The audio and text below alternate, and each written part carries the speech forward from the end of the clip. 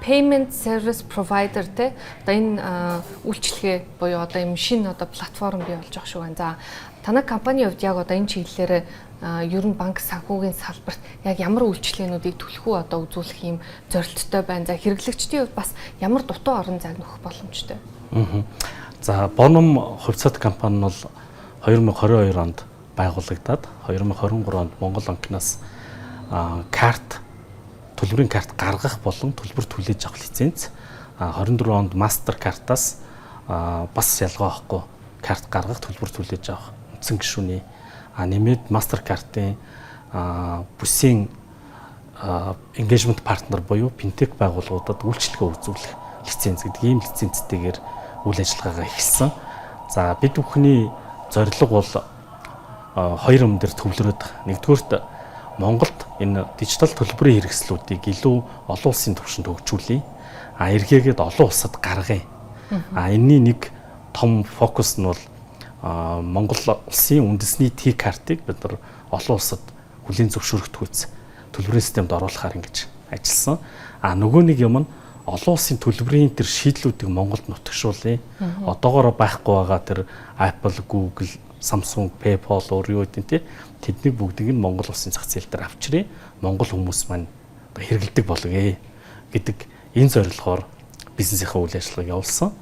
За ингээд 24 онд бид нар анх Apple Pay-г Монголд оруулж ирээд 25 онд Google энэ жил Samsung Pay гэдэг ингээд банк санхүүгийнхаа байгууллагуудтай хамтраад эдгээр дижитал хэрэгслүүдийг Монголын зах зээл дээр нэвтрүүлээд ажиллаж байна. За дараагийн нэг чухал юм маань болохоор Монголын зах зээл дээр бас нэг тийм дутагдaltaй юм нь бол кредит карт Монголын зах зээл дээр тийм дутмаг хөгжилтэй гэх юм уу. Одоо нийт төлбөрийн картын 2% нь л кредит карт байдаг. Энэ нь өөрөө олон улсын дундажтай харьцуулбал 20-с 25 дахин бага юм байна. Тэгэхээр кредит картыг бид нар одоо уламжлалт нөгөө нэг пластик картаар нь биш саяны нөгөө дурдсан Apple, Google, Samsung Pay гэдэг дижитал технологи эхэлж нутагшуулчаад араас нь энэ технологи ашиглаад кредит картыг одоо хөгжүүлье гэдэг ийм зорилттой ажиллаж байгаа. За тэгэхээр энэхүү зорилтынхоо хүрээнд бол нэг сүүлийн хагас жилийн хугацаанд бид бүхэн нэг 4 банк 10 гаруй банк ус байгууллагатай хамтраад нэлээд их хэмжээний кредит карт гаргаа явж байгаа. Одоо нийт гаргасан карт маань нийт зах зээлийн кредит картын зах зээлийн 30 гаруй хувийг эзлээд. Өөрөөр хэлбэл хагасчлалын хугацаанд бол бид нар нэлээд тийм тесрэлтийн байдалтай явж байгаа гэсэн. Яг хоо зах зээл талаас эрсдэл гэвэл жишээ нь одоо финтекийн зээлүүд за ялангуяа одоо нэг хүн дээр маш олон аппликейшны зайлууд байгаад байна. Энэ бол маш том эрсдлээ гэд санхүүгийн зохицуулахаар ч юм уу тэ анхааруулж ирсэн. Тэгэхээр яг таны одоо хэлж байгаа энэ кредит карт хөгжих юм бол бас энэ эрсдлийг тодорхой хэмжээнд хаах уу? Ер нь боломж яг юу вэ? Тийм тэгэхээр апотын өрсөлдөөн дундаас бол маш их хэмжээний тийм давхар зээл гарчихсан. Эргээд нөгөө хувааж төлж байгаа энэ BNPL үйлчилгээний давхарлаас болоод тий хүмүүсийн бас нөгөө зээлийн юу н ачаал нь хит ихсчихсэн гэдэг утгаараа зохицуулах орооноос Монгол банкнаас хязгаарлалтууд хийгээд явж байгаа. Энэ өөрөө эргээд кредит картыг хөгжүүлэх ёстой гэдгийг л нөгөө илэрлэл нь болоод байгаа. Өөрөөр хэлбэл хэрвээ бид нар кредит картын зах зээлийг маш сайн хөгжүүлээд энэ карт маань өөрөө нийт хэрэглээнд одоо дэлхийн дундаж түвшинд очичвол юу болох вэ гэхээр нэгдүгээрт банк санхүүгийн байгууллагууд кредит картанд хүүгүй зээл олгодог. Ер нь бол дэлхийн дундаж 30-аас 45 хоногийн хүүгүй зээл олгодог. Энэ нь өөрөө иргэдэд хүүгийн дарамтыг бууруулж байгаа. Нэгдүгээрт, хоёрдугаарт одоо анзаарсан бол Монголд сүүлийн хэдэн жил цахим залиланд би данснаас мөнгө алдчихлаа. Гадаадаас нэг хүн миний мөнгийг данснаас мань авчижээ гэдэг асуудал үүсэж байгаа. Тэгэхээр олон улсын төлбөр тооцоонд кредит картыг төлхөө ашигласнараа цахим залилангаас сэргийлдэг.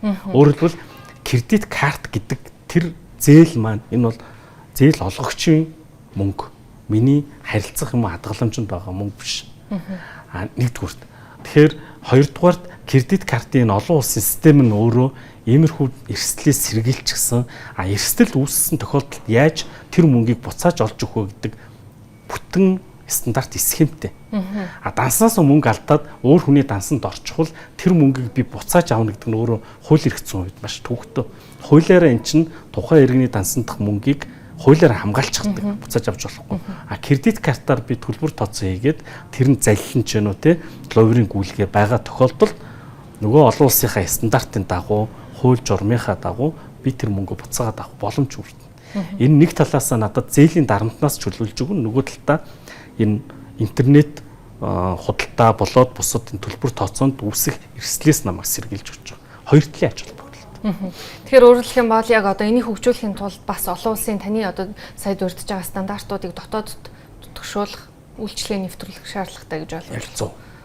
Одоогийн байдлаар бол одоо арилжааны банкуд маань зарим финтек компаниуд олон улсын одоо Master Visa, UnionPay гэл Amex брендинг картууд гаргаж байна. Энэ мэдээж энэ стандартыг дагж байгаа. Гэхдээ энэ хэсэг маань зөвхөн олон улсын төлбөр тооцоон дээр явж байна.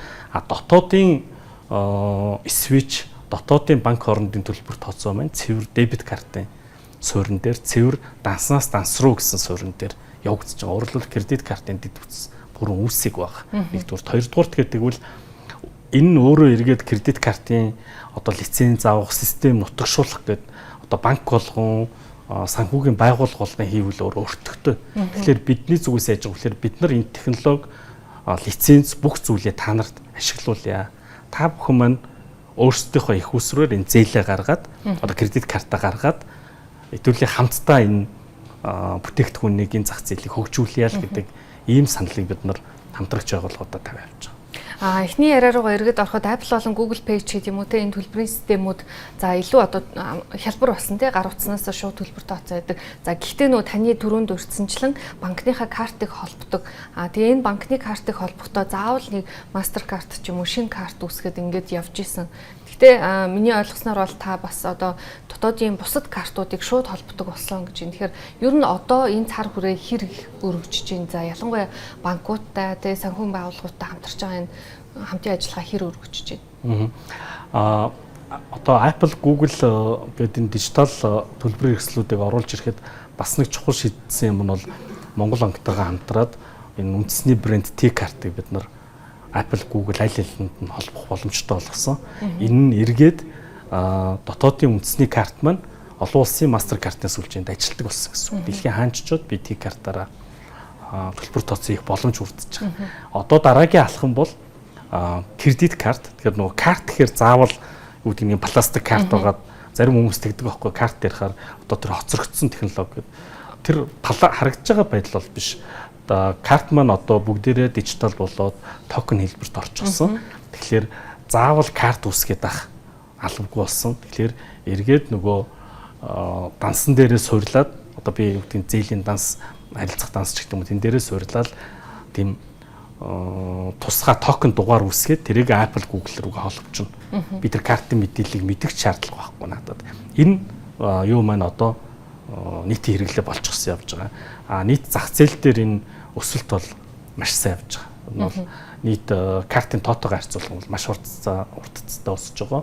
Энэ дээр юу гэдгийг жишээлбэл Apple компани зүгээс Монголын энэ нэвтрээд өссөн өсөлт бол дэлхийн бусад орноос бол маш өндөр байна. Эдгээр нь тоо багч гэсэн өсөж байгаа нөгөө хувь нь бол маш өндөр байна.